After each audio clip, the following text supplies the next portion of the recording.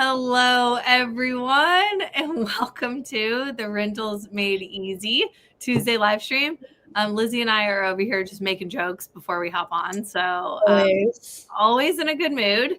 If you guys don't know me, my name is Jessie Lang. I help people buy 1 to 3 rentals per month on autopilot, and I am going to break down our most recent BRRRR deal. And I'm going to show you how I bought this property for $8,000. Okay, $8,000. 8,000. 8,000. Hey,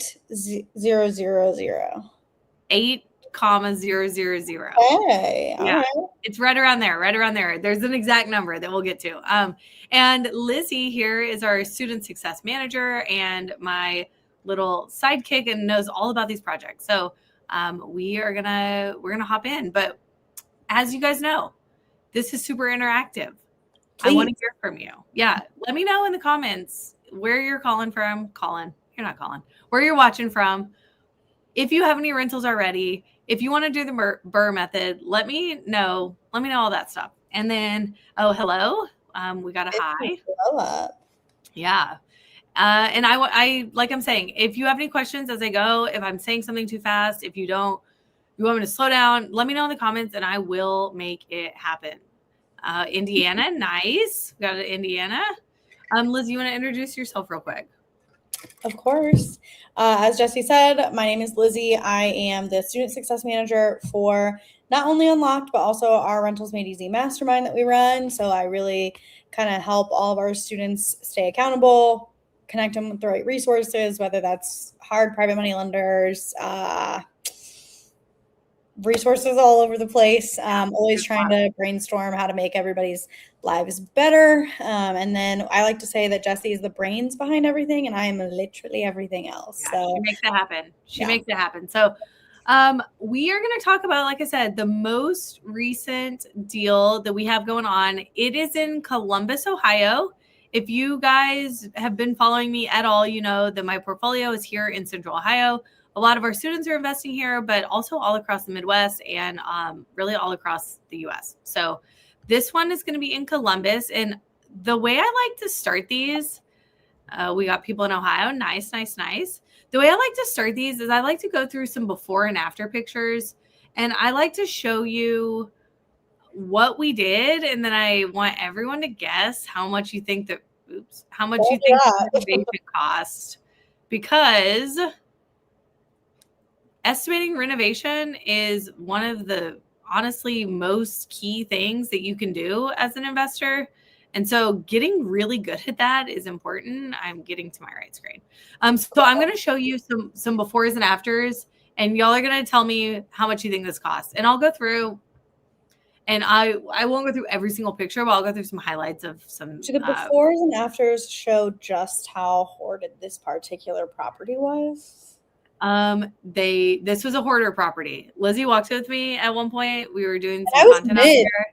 I walked at mid project and it was hoarder level to me. Yeah. This was a hoarder house, like scary dolls, this bathroom, about 80% of Jessie's now garden in her backyard. Yeah, I got a lot of my garden junk from here. And that sounds bad, but it looks really cute at my house. Okay. Don't be telling my secrets, Lizzie. So this is pre-clean out, or I'm sorry, this is post clean out. Yeah. This is once all the major stuff was done. I'm showing you these photos instead of the original ones because you can't see anything in the originals. This is going to be more effective for like what the property actually looked like. There was this really funky cutout here that we ended up turning into the washer dryer, but it had some like stonework. This is our kitchen. This house was really unique. It's only a 3-bed, 1-bath, but the garage has been converted to a very large additional space, as well as like this is the back dining room. So there's a front dining room and a back dining room. And then there's a large room off this space. Yeah, there was a lot of dolls here. Somebody asked, what was the square footage on this one? Ooh, square footage. So interesting story. This one was a little bit hard to comp because the garage conversion was permitted. So it was actually counted in the square footage on the auditor site. So we're at about 15. I'm not going to pull up my analysis yet because you'll see some numbers. But we were at about 1550 square feet, and all the other comps were closer to 900 to 1,000. Yeah, so this is a cool house. Yeah, it's a really cool house. This is actually, I'm telling you, it's after it was cleaned out, which is just, I believe you. Yeah. So this is like a little patio type room. Okay, here we go. Here's some of the junk. Oh gosh. It was a lot. I'm just gonna kind of scroll through this. You see the clean out on this thing was significant. Yeah, how many dumpsters? It was 8 minimum. Crazy. 8, yeah. 2 furnaces because the house had the addition. So that's kind of cool. And then I will pull up my scope of work so we can look at that. The hot water tank was newer. We actually didn't have to replace. And this, because the garage was converted, there was no garage, and there was like a bunch of these weird little sheds everywhere. We always get pictures of the meter readings to transfer utilities. A lot of this front stuff was torn down, so this is like all opened up.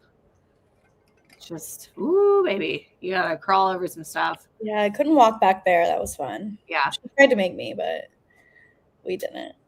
So here is like just a general, this one kind of sums it up, right? This is your befores. I want to show you our afters. So this is our after, same kitchen. That's actually crazy. Isn't that crazy? This was already opened up, but we just kind of made it a little more like formally opened up. It had like a bunch of shelving. Yeah, like weird shelves and stuff. So it's kind of an open concept a little bit. There's tons of counter space. People look at counter space. We did not change the layout of this kitchen one bit. So when you think the HGTV trap, you think you have to do all this big stuff. And I mean, this is obviously a big transformation, but we didn't change the layout. All the mechanicals stayed where they were. So as far as plumbing and gas for your appliances, this is that back room that was filled with the dolls. This sliding door takes you out to the little sunroom patio thing. And this takes you to the big converted garage. This was already here, and we just painted it. We put a new countertop on it. Love that for you. Yeah, it was already there. This is so good. Cute. I know Lizzie hasn't seen the afters. I haven't. You guys, we painted the paneling. We painted the paneling, and everyone thinks that I would have to re-drywall this whole house. You don't. Look how cute it is. Would that be different for a flip, you think? Like, would you paint for a flip? Or in this price range, I would not redo the drywall. I would paint it. It was the caveat is the paneling was in good condition. We replaced a couple panels that had the same stripes, but they were different colors, and then because we're painting it. So this is the converted garage. It is a huge room. It has its own HVAC, lighting. You know what? Didn't even know that there was a window there because there's so much junk. So that looks really good. There were some built-ins there. This is one of the bedrooms. We painted the red. Look how cute the outside looks. I know. And this is with melted snow also. So doesn't it look cute? Looks so cute. I love the color. Yeah, we got rid of all the red. So this is it. Even showed exterior pictures for the before, so nobody knows the red. Yeah. It was barn red. I guess. Okay. It looks great. We could have done a little bit better job on the landscaping before pictures, to be honest. If I could do these again, I would probably redo that and get rid of that trash can. But this isn't going to help. I mean, our property's not going to get rented because of this. Okay. Yeah. So this is where we are. Looks so good. On the before and after. So I want to hear you guys in the comments. How much do you think this renovation costs? And while you do that, I'm going to pull up our scope of work where I'm going to tell you the answers. When did you buy it? We bought it in June. And when was it done?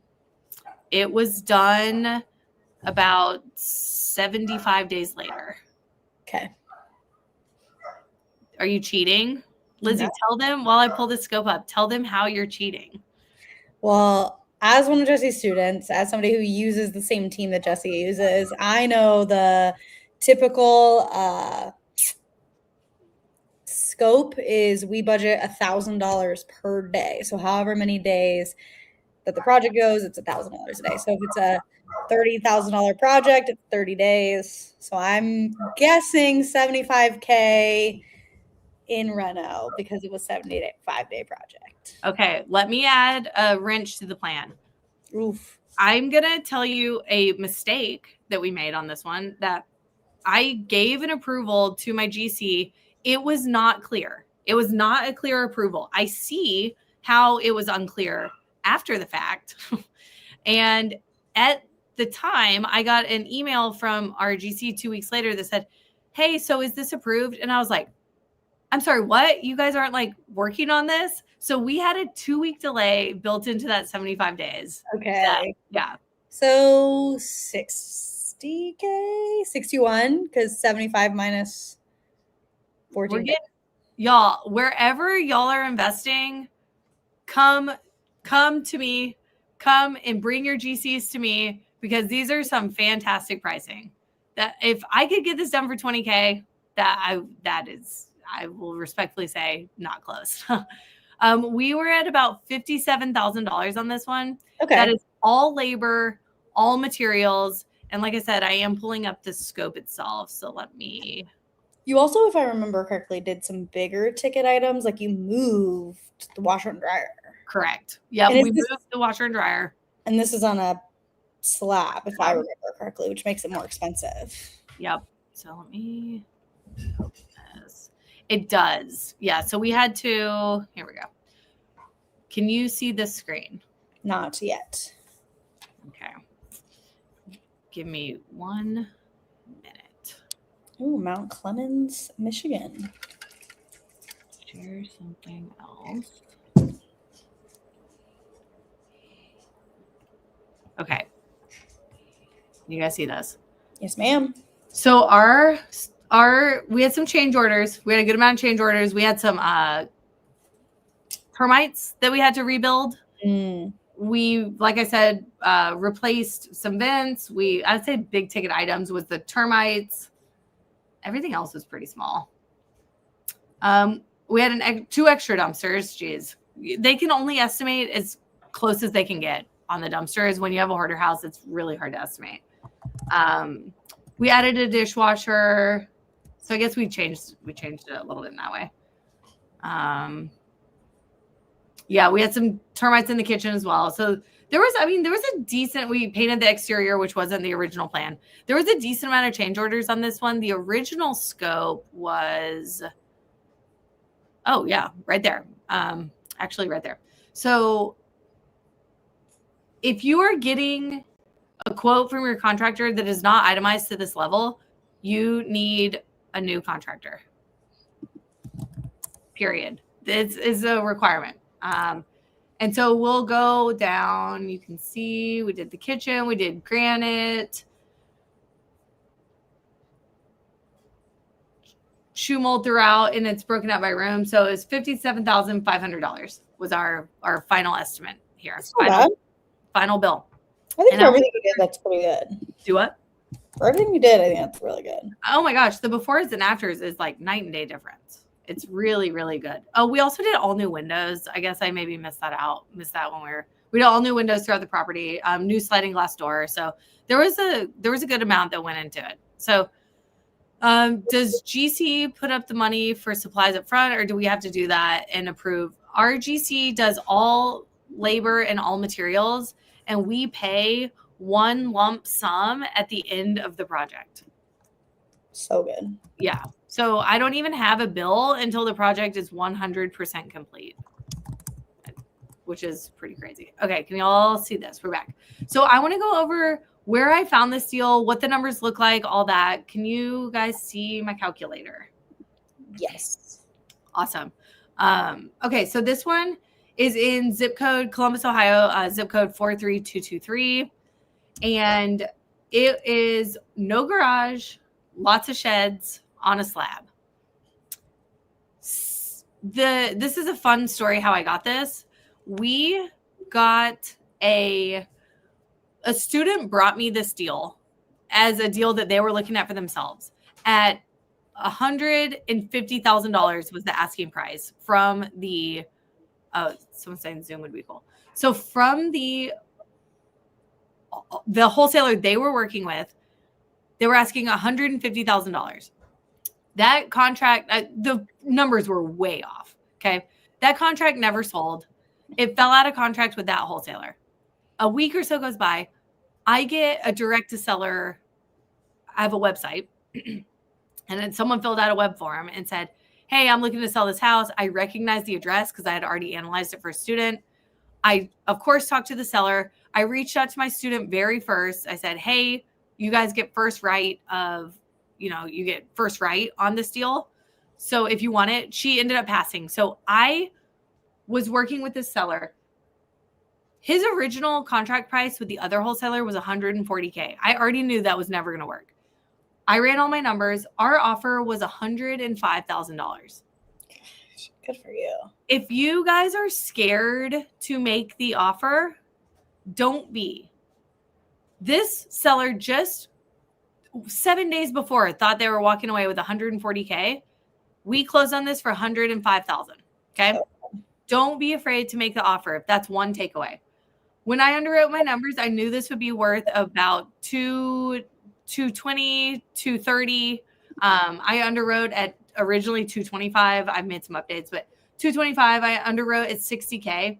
If you're not doing a quick analysis as part of your kind of deal underwriting process and you're just jumping straight to a full analysis, you're wasting so much time. You don't need to do a full analysis for everything. So we teach quick Mayo to determine, is it worth, more of my time? Mm-hmm. For me, the answer on this was yes, that it told me I could offer 112. I ended up offering 105. So you still created a win for them. Yeah. Oh, they got rid of, it was a grandma's hoarder house he inherited. He wanted nothing to do with all the dolls and, he just wanted the cash. So it was a win-win. So many good dolls. There were a lot of dolls. Okay. So this is our project summary, but I want to give you the full breakdown. So bought it for 105. I got 100% financing on the purchase and on the renovation from my private money lender. This is a lender that I use all the time. And I borrowed 100 combined. So I borrowed 105 to close and I borrowed 70 for the renovation. There's always change orders. So we buffer and I always go a little bit higher. I'd rather have the money than not have the money. I had about $3K in closing costs. I'm paying my private money lender 12% monthly. It comes to 1% a month. So I paid him $1,750 every month.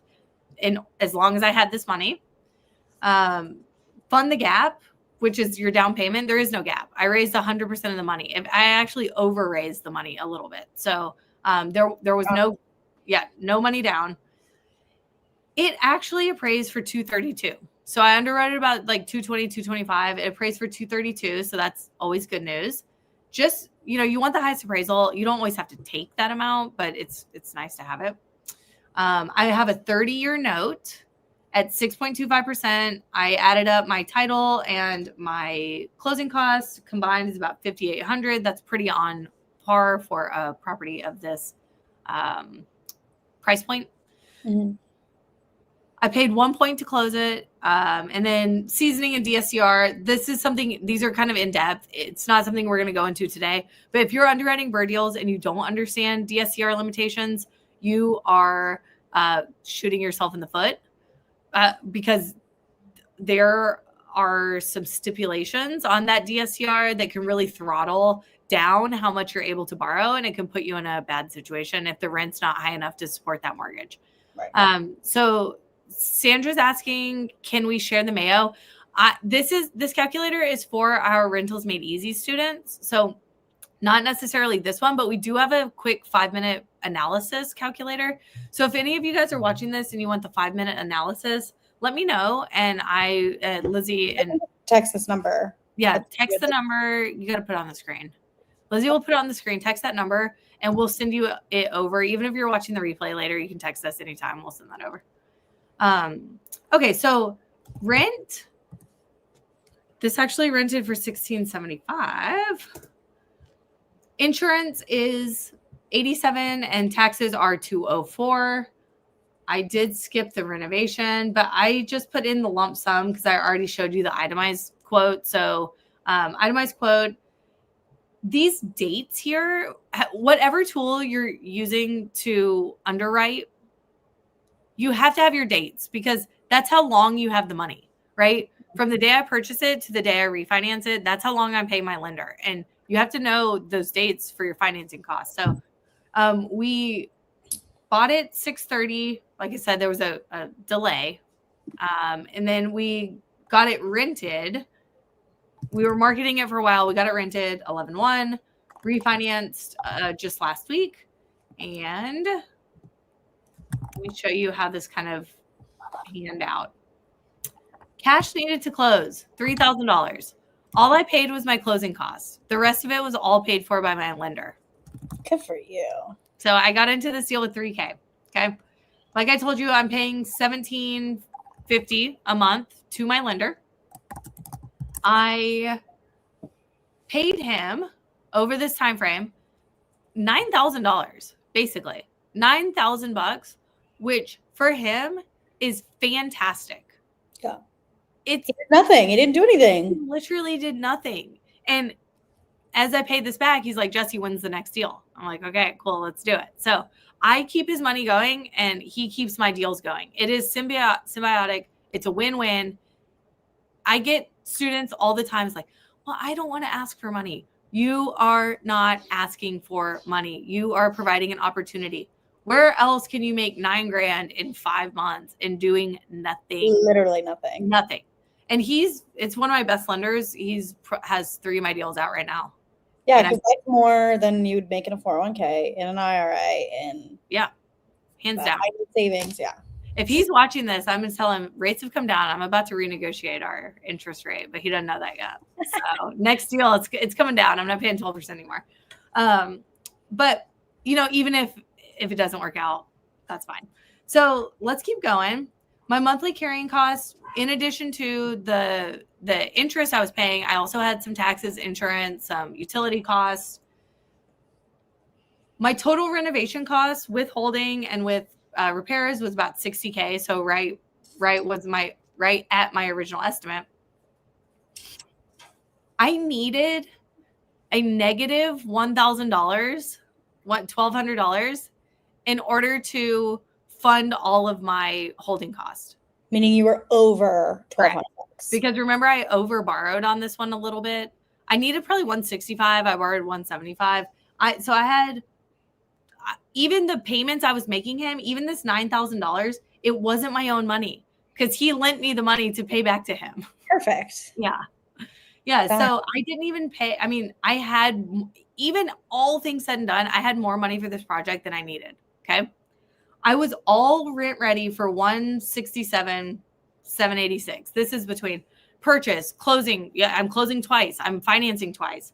I have renovation costs. I have holding costs. I have, it's everything, every single thing. If you guys are using a tool and you don't know your total rent ready cost, find yourself a new tool. That is a very, very important number. So you will see, I can't go too far into it, but I'm not throttled by my DSCR.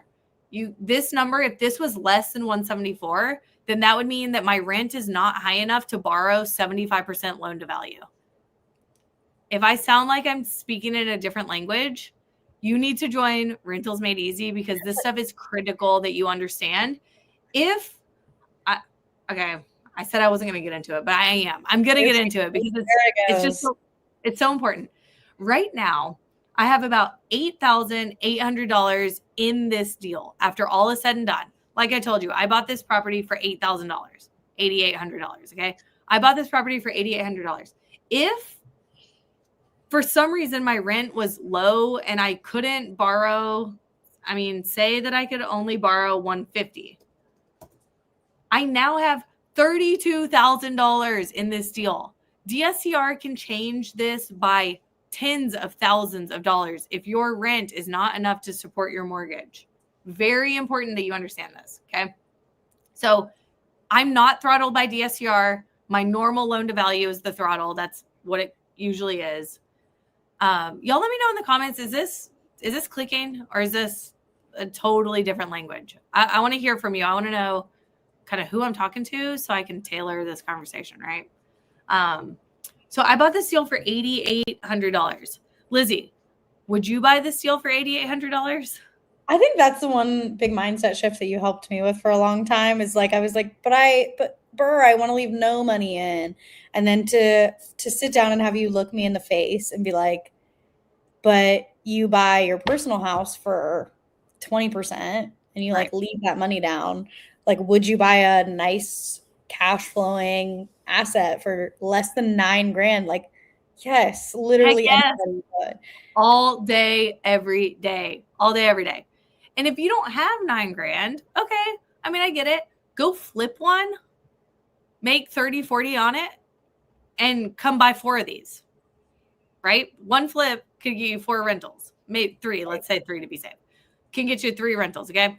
And then not only did I buy this for $9,000, I forced $49,000 in value by renovating the property up to kind of the ARV standard. I have $58,000 in equity in this single property. How many of these would you need to change your life? $58,000 in equity. That's on day one. Let's look at, I'm going to come back to cash flow. Let's look at our long-term projections. So day one, 58K, year 5. Y'all, you can blink your eyes and it's been 5 years. COVID was 5 years ago. I was just going to say that. I was like, we were all wearing masks 5 years ago. We were all locked down in masks 5 years ago. Blink your eyes. It's now 115K in equity. Okay. Maybe blink a couple more times and a couple more years pass.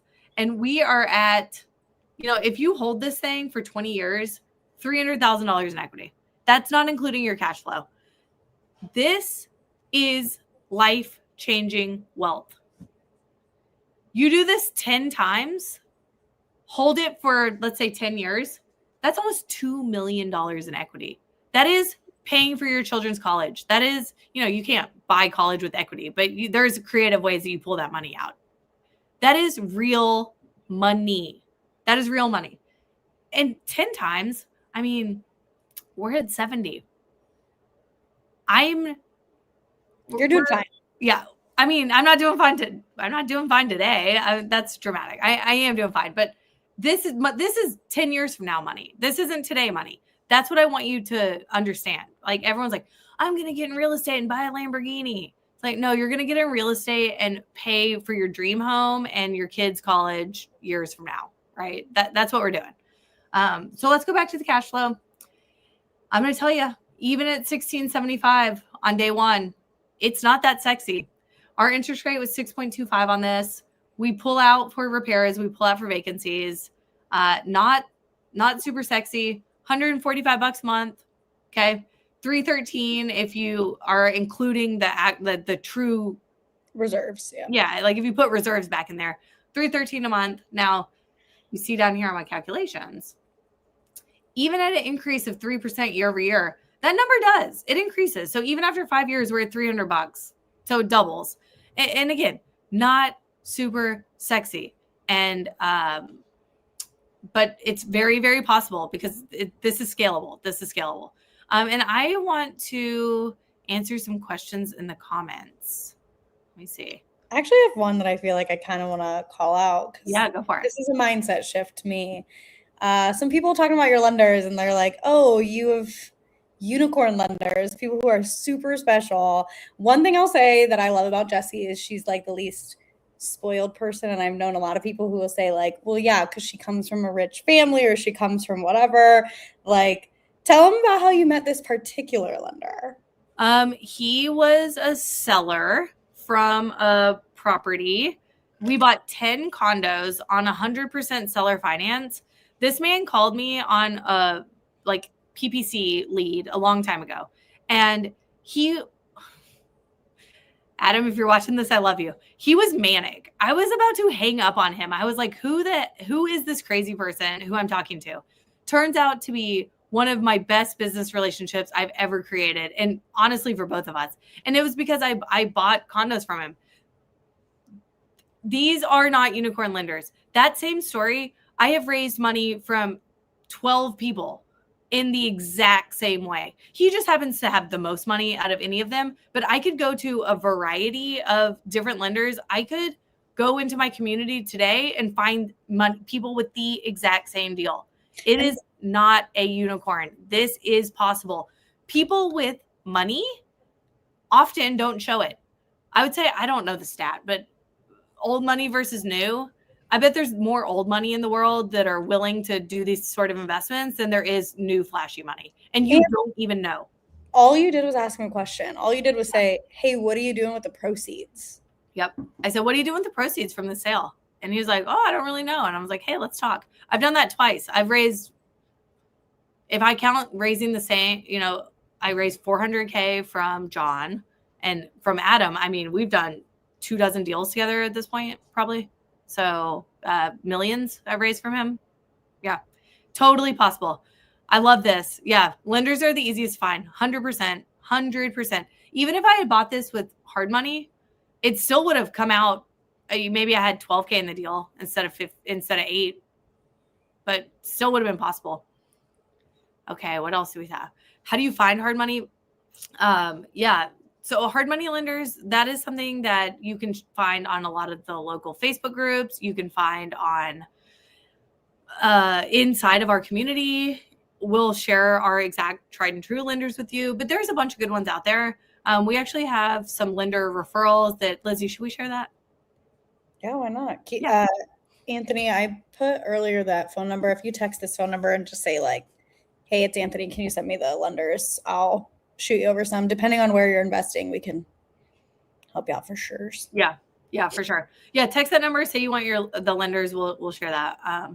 But yeah, y'all, this is the same deal I do over and over and over. I say that it's so scalable because I'll flip a couple and I'll go and buy some more rentals. Oh my God, I'm dying. Well, we love you and we'll miss you. Well, that's my cue.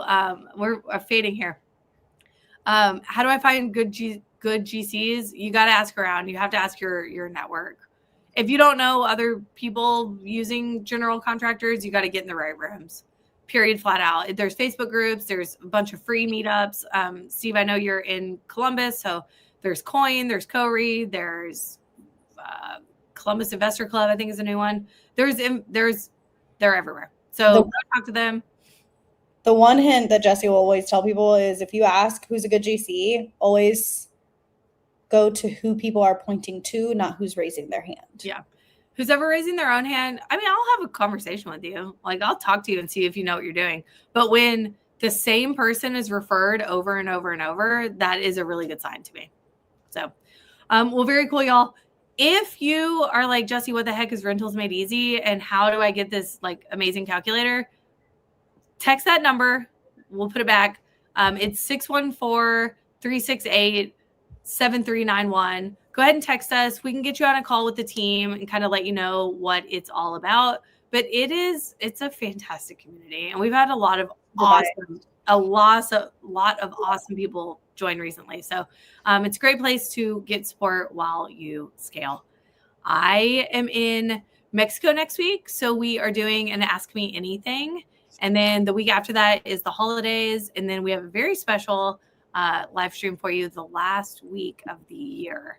And until then, if you need anything, just let us know. See ya. Thanks, guys. See ya.